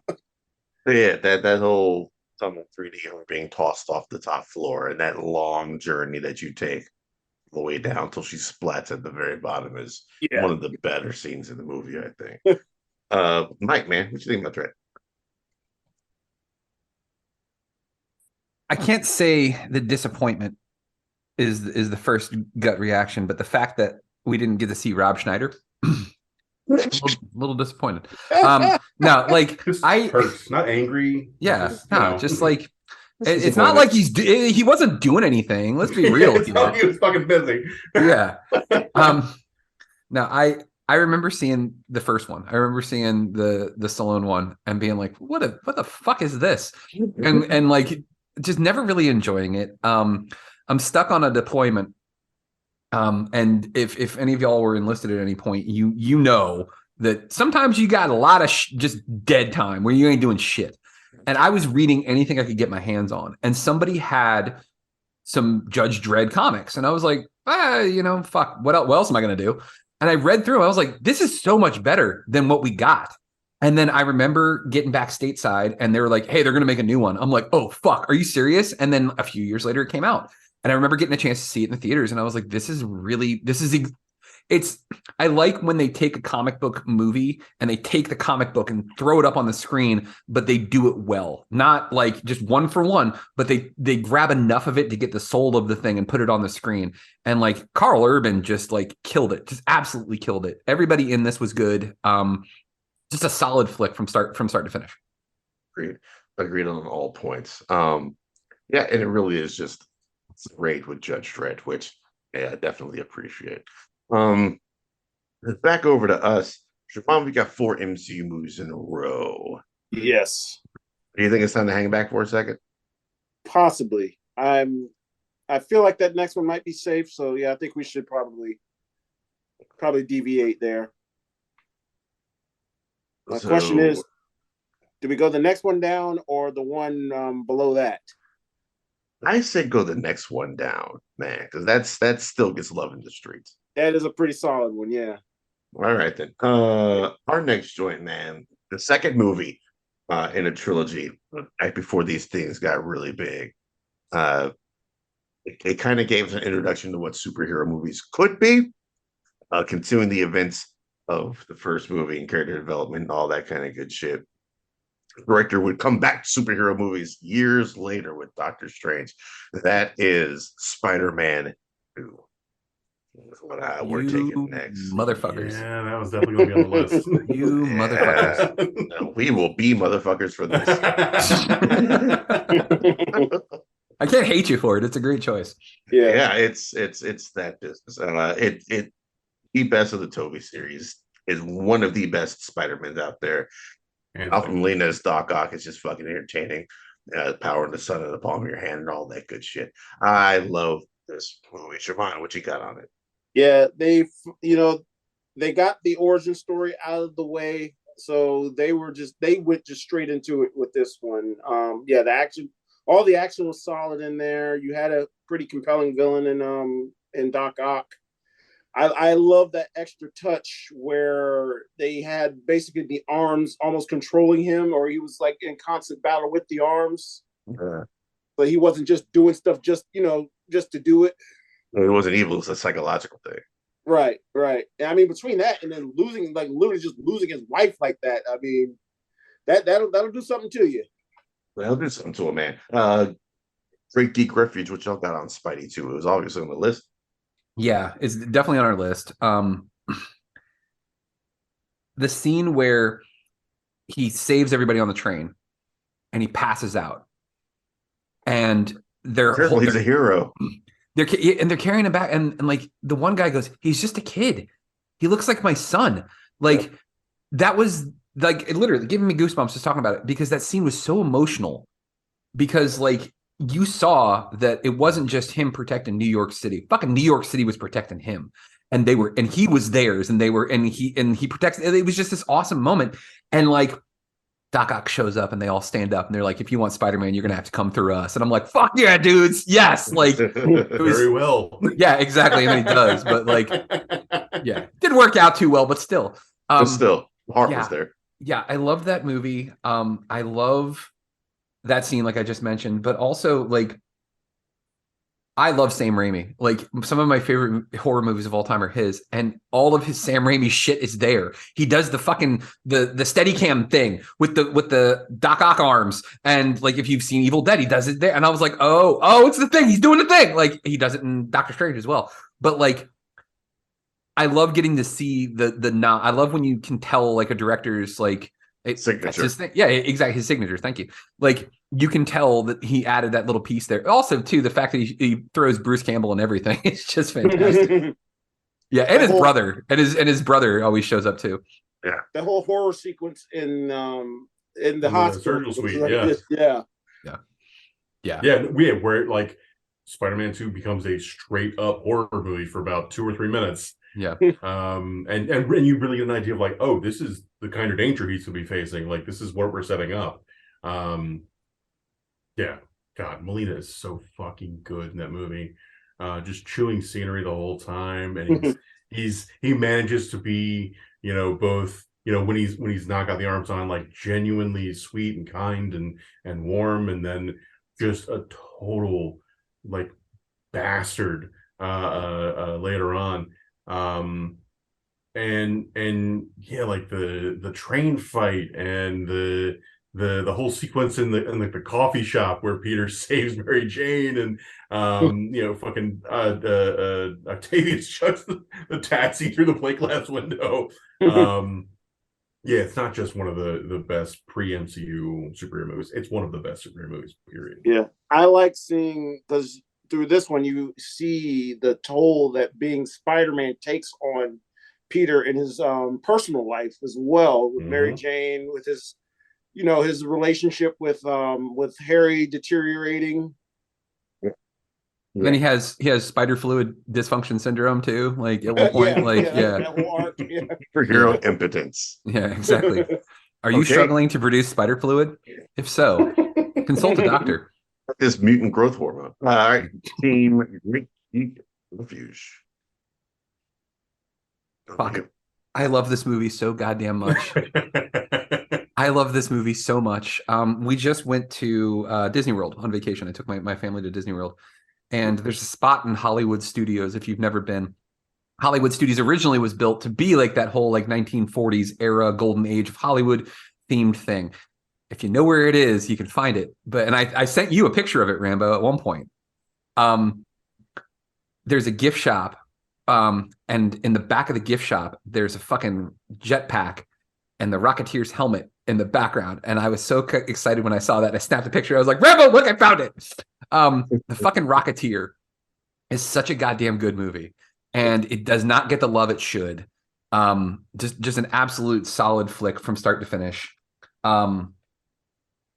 Yeah, just absolutely great. The fact that James Bond is a goddamn Nazi, like, yeah. Oh no! Yeah, just great flick. Paul Sorvino has a great line too, where he's like, "Yeah, I may be a crook, but I ain't no Nazi." Like, yeah, and him and the FBI are teaming American. up. Yeah, there it is. Yeah. Yeah, Jennifer Connelly just looking knockout in that movie. Dave Stevens single-handedly brought back the obsession with Betty Page. Like in the comic, Betty is Betty. Like it is straight up Betty Page, and like he befriended her. Like she had been like down on her luck for years and years and years, and like they became really good friends. Like before she passed away, it was a whole thing. Yeah, fucking Rocketeer it's so much fun, and it's so Joe Johnston again. You know, a designer of Boba Fett. Joe Johnston fucking killing it left and right. Billy Campbell apparently got his haircut to match the comic before he went in for the interview, or the audition. Yeah, it's a great time. It is, it's uplifting in a way that a lot of movies aren't necessarily, and yeah, fucking love it, Rocketeer. Right on. Make some time for it. You know what? I didn't see it until Disney Plus debuted. I took the day off when Disney Plus dropped, and I was like, I'm just gonna binge shit all day long. And the very first thing I saw when I woke up was The Rocketeer finally, and I was like, oh, this is what I've been missing out on my whole life. People told me forever, hey, this movie's dope, you need to check it out. I paused it to you, and I put it on Twitter right before we started. The double feature: Rocketeer and Sky Captain in the World Tomorrow. I think that might be a fairly decent double feature, and one that I plan on doing sometime soon. I could see that, but you definitely gotta watch Sky Captain first. Shit your one out the way first. You gotta have your dinner before you have your dessert. Like Sky Captain is definitely gonna be like really heavy, and it takes itself very seriously. It does. It really does. My counter to that would be not just World War II, not just Joe Johnston, but superhero double feature. You do Rocketeer and Captain America: The First Avenger. That's the better double feature right there, I think. Yeah. Good call, sir. Good call. All right, let's back on over to Team Poprika. Jermone, where do we go next? Let's see here. I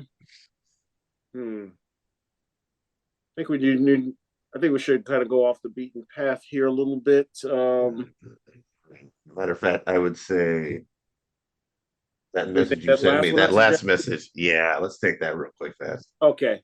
Yeah, we're gonna go with probably what some would consider like low-key one of the best quote-unquote video game movies ever. Yeah. I'm gonna go with Scott Pilgrim versus the World. Yeah, Scott Pilgrim versus the World. You want to talk about it real quick? Shaking his head. It was. I'm still salty. I'm still salty that movie bombed as bad as it did. Yeah, because it was just Edgar Wright, man. That dude did. He really had something there. I remember being excited when first hearing about the movie, and then finally watching it is like, this is actually like a lot of fun. Seeing it set up like an actual video game with him having to take on bosses, doing boss battles and what have you, and some of the characters that come out of it are just ridiculous. Like of course Lucas Lee, Chris Evans, like, and like his whole stunt team beating the crap out of him. You had Brandon Routh, the vegan, one of the vegan police, right? Yes, him and Thomas Jane, I think. Yeah. But there's you can go back and watch that and just find out, like, there's so many Easter eggs and different stuff in that and different details that you'll find in there that's just so incredible. Love that movie, man. I still like, I don't know. I still don't like Ramona Flowers. So she was just, I don't know. She didn't seem like the greatest person, though, like to be chasing. But then again, the whole point is Scott is also not a great person. No, thank you. Thank you. Yeah. He is a sack of shit. The sack of shit. The whole movie is Scott learning to become a better person, not just like for the public, but for himself as well. That's why he earns the power of self-respect towards the end. Like he needed to Not for respect me. himself before he could respect others. Do you think he ends as a piece of shit, Mike? Okay, remember how Rambo Wait, was? real quick. Yeah. So you know how I feel about the Dark Knight. There it is. Oh boy! Now you see why Rambo is such a consummate co-host and why I have relished every moment he has been part of GGR, because he saw this coming. Like, Go for it, Mike. he knows me well. Fuck that movie and fuck all the people who love it. Like, okay. So I see it in a vacuum, right? After hearing everybody again, who they all go limp for a second and then pop back up, glassy eyed, and say Scott Pilgrim is such a great movie. It's like a band that you listen to and you're just like, man, they're pretty good, right? And then you start meeting all the people who like it. And they're all dicks. And you're just like, maybe I can't like this anymore. That was Scott Pilgrim for me. Like, everybody who was like, this movie is so fucking great, man. It was just like, they're just all just douchey and gross and grimy and just scummy and just, and Scott in general, like, again, starts off as a bad person, you know, dating underage women. I don't know why the police didn't come for that, but they came for the fucking vegan. Vegan police their own. Yeah, exactly. Vegans handle it. They got it controlled. As far as, you know, inappropriate relationships with minors, no, apparently that's just free and wild. It's what I did like about the movie. It did feel like a video game come to life. I thought I also don't like the comic book because I don't like the art style, but not because it's bad. It's just I just don't like that art style personally. Like, I'm flipping through it and I'm just like, all right, it's here, it's printed, so he's got that going for him.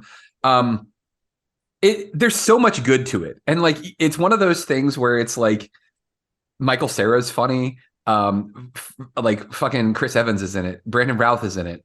Why am I blanking on her? Fat? Like the lines, some of those lines are incredible. Yeah. Yeah, like I'm trying to, like, fucking everybody's in it. Like, half the cast of the Avengers is in this movie. Like, Captain Marvel's in this movie. Captain Marvel's in this movie. Why am I blanking on her name right now? The Aubrey girl. Plaza. Thank Aubrey you very Plaza. much. Aubrey Plaza just being Aubrey Plaza. Like, no explanation needed. The fucking Like- Shadow King. Yeah. Allison Phillip in there. Yeah, it's a great Allison ensemble Phillip? cast. One of the Yeah. best ensemble casts there is, I think. Yeah. And yeah, I can understand your frustration with the movie. My wife would agree with you 100% very much. Us casting or drafting Pilgrim, you just got her vote. Because cannot stand this movie or people who like this movie, and I don't know Leslie. how we're married. All right, it's on over to you guys. Man, we're not even halfway through. We really gotta speed this up. We gotta speed things up. With some chatty Yeah. bitches, man. All right, Jesus. all right. Catty mofos. What's next on Yeah. the list?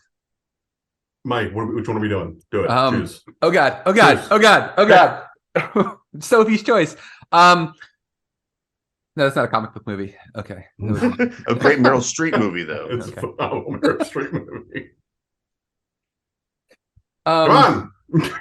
it's the better movie. It's not. I prefer the first one. We got the second one already. It was our first pick. Out of respect for y'all, we didn't touch Black Panther. But we get his first appearance, and that's going to be Civil War. Civil War. I love this movie for 8 billion reasons. This is the first time the Russos get involved, if I remember correctly, isn't it? Wow, Winter Soldier. Wow, Winter Soldier. Winter Soldier. Okay, all right, yeah. Winter Soldier was the first time the Russos were involved. Like, and they get to continue doing shit with Cap, and like they do great shit because this isn't even a Cap movie. It is a Cap movie, but it's essentially another Avengers movie, and it's just outstandingly fun, interesting. There's nuance to it, like the fact that there were people back and forth about the whole thing about like, which side are you on? I'm Team Cap. I'm Team Iron Man, and like. Great marketing. Yeah, it really was. Yeah, and it made for a really, really good flick. It made for like a lot of interest in the movie, and like you really feel for Bucky. And like, I can't stand the actor because he's based on. No, I like the actor. I can't stand the character because he's based on a fucking Nazi. But like, the fact that Baron Zemo just shows up and is just charming as fuck, and you're just like, I hate you, you Nazi sack of shit. But he's just like, yeah. charming, has a good reason to be in the battle. Yes, I know in this he's not. I know he's not a Nazi in this one. He was from Sokovia. It's a whole thing. But like trying to make Nazis likable just doesn't sit right with me. There's Fair. just something wrong Fair. with that, you know? Yeah. Like, but yeah, just a great movie. That ending when you see Cap and Iron Man just duking it out, and like you think that, okay, wait, maybe they're gonna mend fences and they're not gonna be fighting anymore. And then he sees the video and he just loses his shit. And like, was he right? Was he wrong? Who's right? Who's wrong? Again, they do a really, really good job of that shades of gray thing of nobody's really right, nobody's really wrong. There's an like something in between here. Just phenomenal flick.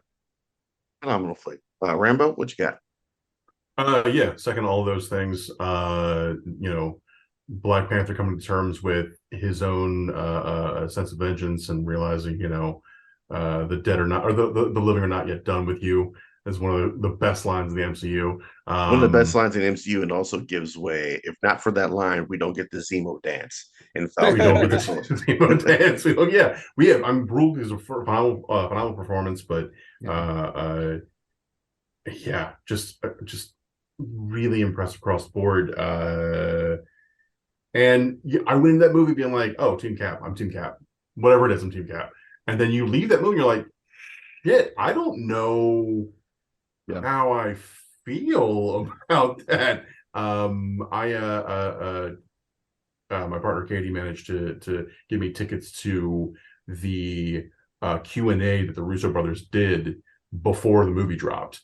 And so I got to hear them talk about, the various perspectives on things and how people are going to kind of, what their hope is that people will leave the theater being like kind of conflicted and not really sure how they feel. Civil War, I don't disagree that it's sort of like Avengers 2.5, but I think it very much is still a Captain America movie in that it explores, you really get to explore the relationship between Cap and Iron Man, and you get to see that essentially Captain America is the same man he's been from the beginning. And it's really Tony that changes. It's him having to come to terms with a lot of stuff that is very unfortunate. But Steve gets faced with the choice of, are you going to be the same person, or are you going to change who you are and how you approach things? And he's like, no, I plant myself like a tree, and I stand and say, no, you move. Good shit. Great line from the comic as well. Yes. Oh, right. That was on our list. It is now off our list. What is on us, Team Poprika? Check our secret messages to make sure that we are on record. Yeah, we're going Blade. Yeah. 25 years, man. The motherfucker's always trying to ice skate uphill. It's one of the best openings to a movie that there is. It's just fun from beginning to end. What you got, your mind? Yeah, I would argue there would be no MCU without Blade. That's a good possibility. That's a fair point. Yeah, that was kind of the litmus test for Marvel to see if they could actually do live action adaptations. And I mean, granted, there were low stakes because of all characters, it was Blade. Like nobody's gonna be up in arms like you ruined Blade back in '98, but it worked. It took off. It was actually, that take on the character was better than what they were doing in the comics at the time. And I mean, Marvel ran with it. I feel like Marvel's never really known what to do with Blade in the comics.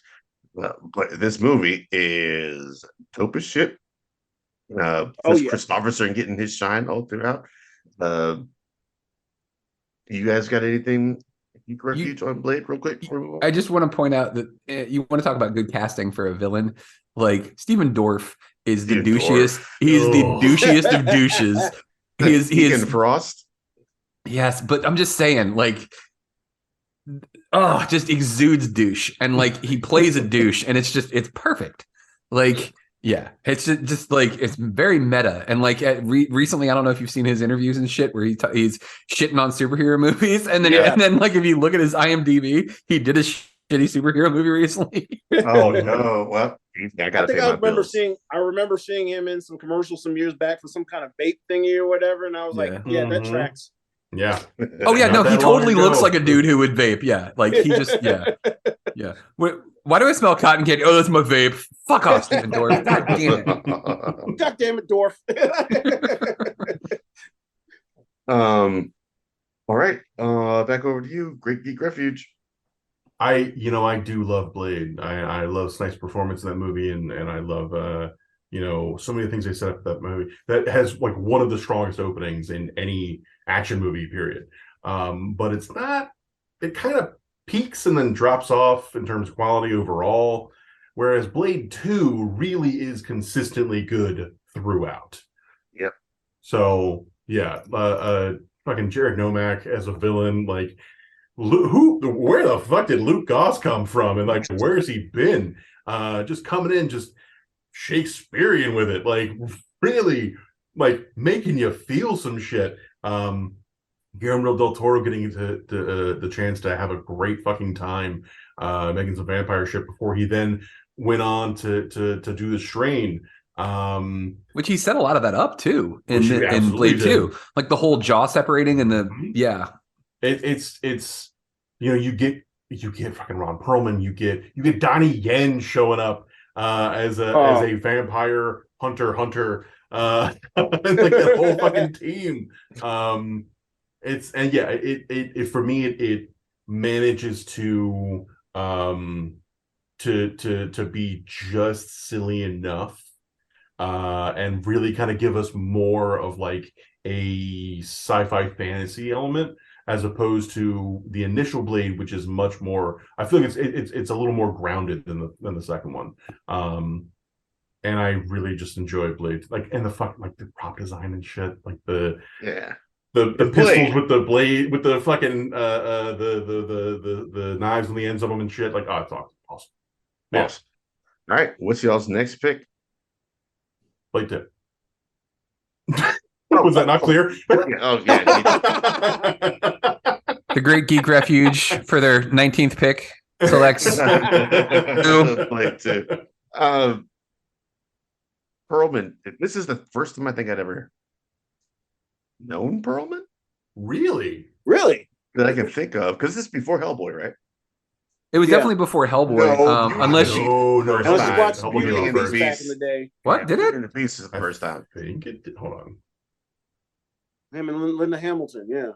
Yeah. Beauty and the Beast shit, yeah. Yeah, that's the first time I knew about Ron Perlman. I just forgotten who he was. I was way more Linda Hamilton than I was Ron Perlman, so I wasn't which is fair. The Beast didn't get attention. All right, Jermone, where do we go next then? Let's see. These motherfuckers want to ride our coattails and whatnot. I guess we still Blade got 2 that did other... come out 2 years before Hellboy did. Son of a bitch. Oh, okay. Yeah, we got that other one there that you suggested in the message there. We can the one before Blade. What was that one before? You wanna go that route? Can we go that route? Yeah. I think we can. Yeah, let's go ahead and pull that one off there. Yeah, we're gonna go ahead and pick Sin City. Yeah, Robert Rodriguez, the adaptation. That was a resounding emotional response from James Rambo. Do you remember like the one time you and I, the first time we did it? Yeah. Because you're on my Sin City show, right? I do not fault anybody for enjoying that movie, and I am happy that you enjoyed it. It was pretty much straight, one of those straight adaptations, like going straight from the page to the screen. And it looked like, I guess it helped that Frank Miller was actually involved in making it too. So, I take that back, because then he got the idea to do the Spirit, which was just god awful. You gotta take the bad with the good on that one. Yeah, the bad with the good. Mike, you're just joining us back from the bathroom. We drafted Sin City. Rambo called us bitches for it, and that's where we go. I co-sign. I do not recall that being said. I'll use some AI to figure it all out. Put it in there. Yeah, great performances in that across the board. Mickey Rourke. People will talk about the wrestlers' his big comeback, but kind of neglect his performance in this. You had Clive Owen in there. Elijah Wood is his creepiest. Yeah, Elijah Wood is creepiest. Rucker Hauer at his creepiest. Yeah. Yeah, just the Bruce Willis. Bruce Willis with his maybe the last time he cared in a movie. So yeah, Maybe it's a before. lot. Well, yeah. He actually put his working shoes on there on that one. So He yeah. put his working shoes on. He was kind of checking out at that point. Yeah, Sin City is a great flick. All right, Great Geek Refuge. What's next? We are just now at the halfway point, by the way. Yeah, So I will this give up, you this choice. I will give you this choice. We can either cut it here and do a two-parter, or we can keep going.